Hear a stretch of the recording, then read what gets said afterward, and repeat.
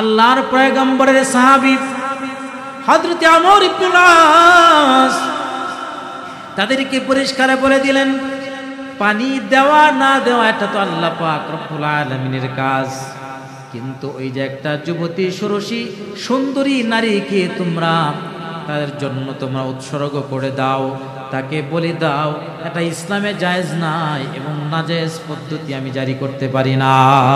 খলিফাতুল মুসলিমিন হযরত ওমর ইবনুল খাত্তাব রাদিয়াল্লাহু তাআলা আনহুর শাসনামলে খলিফা ওমরের নেতৃত্বে অনেকগুলো দেশ জয় হলো। বিশেষ করে মিশরের গভর্নর পাঠাইয়া আমর ইবনুল আসকে পাঠিয়েছিলেন।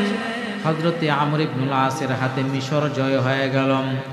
মিশর যখন জয় হয়ে গেল, মিশরের অধিবাসীরা বলতে আরম্ভ করল, আমাদের মিশরবাসীদের জন্য এই যে নীল নদ, এই নীল নদের পানিগুলো আমরা চাষাবাদের জন্য ব্যবহার করে থাকি, আর প্রতি বছর এই নীল নদটা শুকিয়ে যায়, আর তখন ওই নীল নদীর ভিতরে পানি আনার জন্য, পানির জ্বর আনার জন্য একজন ষোড়শী সুন্দরী নারীকে সেখানে বলি দিতে হয়।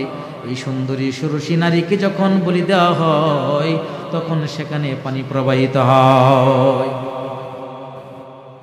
আল্লাহর পয়গম্বরের সাহাবী হযরত আমর ইবনুল আস তাদেরকে পরিষ্কার বলে দিলেন, পানি দেওয়া না দেওয়া এটা তো আল্লাহ পাক রব্বুল আলামিনের কাজ, কিন্তু ওই যে একটা যুবতী ষোড়শী সুন্দরী নারীকে তোমরা তাদের জন্য তোমরা উৎসর্গ করে দাও, তাকে বলি দাও, এটা ইসলামে জায়েজ নাই এবং নাজায়েজ পদ্ধতি আমি জারি করতে পারি না।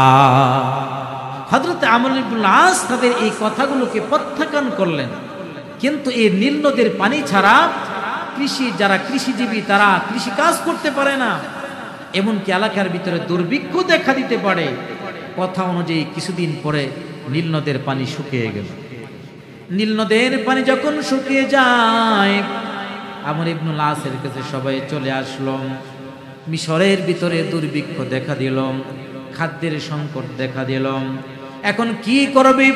হযরত আমর ইবনুল আস ওমর ইবনুল খাত্তাব রাদিয়াল্লাহু তাআলা আনহুর বরাবর চিঠি লিখলেন, মিশরের নীল নদ শুকিয়ে গেছে, আর সামাজিক প্রথা হলো এমন, প্রতি বছর তারা একটা নারীকে এখানে তারা বলি দেয়। এখন আমি কি করব? বড় মুশকিলে পড়ে গেলাম। আমি তো তাদেরকে পরিষ্কার বলে দিয়েছি ইসলামে এটা জায়েজ নাই, পানির জন্য আমরা একটা নিরপরাধ একটা নারীকে আমরা হত্যা করতে পারি না। পানির জন্য একটা নিরপরাধ একটা নারীকে আমরা বলি দিতে পারি না, আমরা হত্যা করতে পারি না, এটা ইসলামে জায়েজ নাই। খলিফাতুল মুসলিমিন ওমর ইবনুল খাত্তাবের কাছে পত্র পৌঁছে গেল। খলিফাতুল মুসলিমিন হযরত ওমর রাদিয়াল্লাহু তাআলা আনহু এবার নীল নদকে লক্ষ্য করে একটা পত্র লিখলেন, আর আমর ইবনুল আসকে লক্ষ্য করে একটা পত্র লিখলেন, দুইটা পত্র লিখলেন। আমর ইবনুল আসকে লক্ষ্য করে পত্র লিখলেন, আপনি যেই সিদ্ধান্ত দিয়েছেন মিশরবাসীদেরকে, এই সিদ্ধান্তটা সঠিক সিদ্ধান্ত, এই সিদ্ধান্তটাই ইসলামের সিদ্ধান্ত, এই জন্য আপনাকে মুবারকবাদ। আপনাদের সঠিক সিদ্ধান্ত তাদেরকে দিয়েছেন এই ফিতনা ফাসাদের জামানায়। কারণ দেখা যায়, অনেক সময় দেখা যায় মানে পরিবেশের কারণে মাসালা গড়িয়ে দেয় কিছু টাকার লোভে। বহু এমন কথা কানে আমাদের আসে যে টাকার জন্য 10,000 টাকা দিছে, মাসলা গড়িয়ে দিছে। এরকম মাসলা গড়েন না পাটে আসে না সমাজের ভিতরে? মাসলা দিলে মাসালার জন্য, টাকার জন্য মাসালা ঘুরিয়ে ফেলে, শরীয়তকে ঘুরিয়ে ফেলে।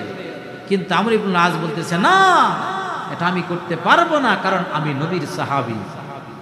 তাকে মুবারকবাদ জানালেন, আরেকটা পত্র লিখলেন সরাসরি নীল নদকে লক্ষ্য করে। সুবহানাল্লাহ।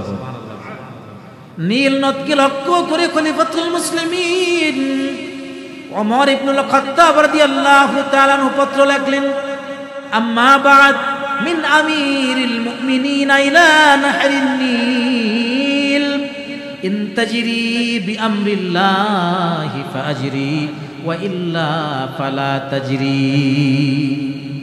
এই পত্রটা কার উদ্দেশ্যে লিখলেন? নদীর উদ্দেশ্যে পত্র লিখলেন। পত্র পৌঁছে গেল।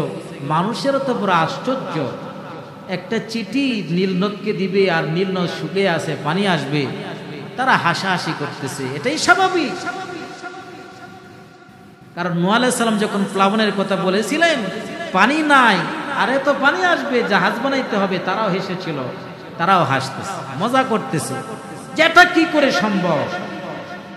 একটা চিঠি দিবে আর চিঠি তার উত্তর দিবে পানির মাধ্যমে।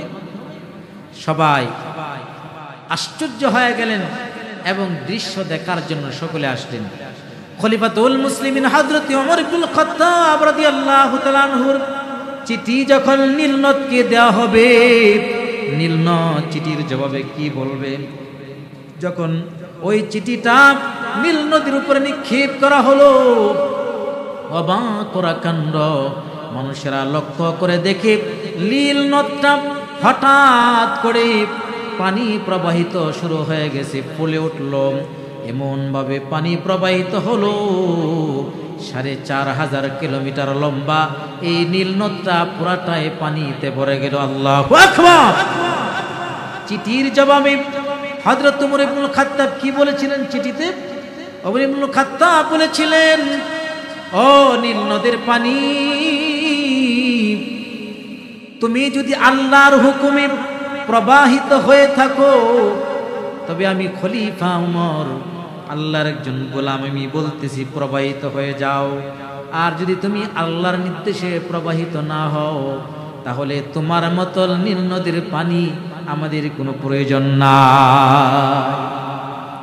এবার নীলনদে পানি উঠল, ৪,৫০০ কিলোমিটার লম্বা ওই নীলনদটা পানিতে ভরে গেল।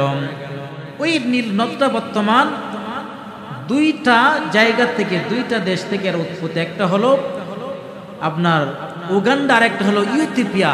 এই দুইটা দেশের সাথে ওই নীলনদটা সম্পৃক্ত রয়েছে। অন্য অন্য সময় একটা যুবতীকে যখন তারা বলি দিত, তখন পানি আসতো যতটুকুন।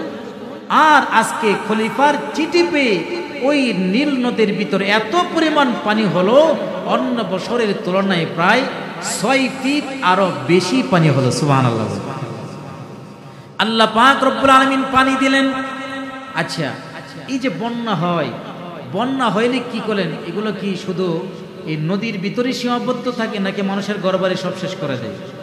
এই যে ঘূর্ণিঝড় হলো, এই ঘূর্ণিঝড়ের মাধ্যমে বিশেষ করে বরিশাল অঞ্চলের অনেকগুলো দেশ ক্ষতিগ্রস্ত হয়েছে। পটুয়াখালীতে অনেকগুলো থানা দেখলাম একেবারে সব উড়ায় নিয়ে গেছে।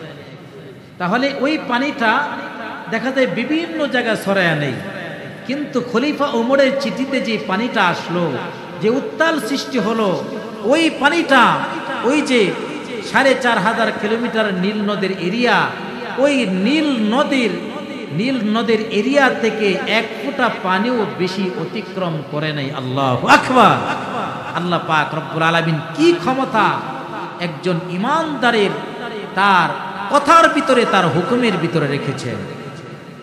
খলিফাতুল মুসলিমিন হযরত ওমর রাদিয়াল্লাহু তাআলা আনহুর এই চিঠির মাধ্যমে চিরদিনের জন্য ওই কথাটাকে আল্লাহ পাক রব্বুল আলামিন শেষ করে দিলেন। ওই যে নীল নদের পানি প্রবাহিত হলো হযরত ওমর ইবনুল খাত্তাবের চিঠির মাধ্যমে, আদৌ পর্যন্ত সেই নীল নদের পানি এখনো পর্যন্ত শুকিয়ে যায় নাই। সুবহানাল্লাহ।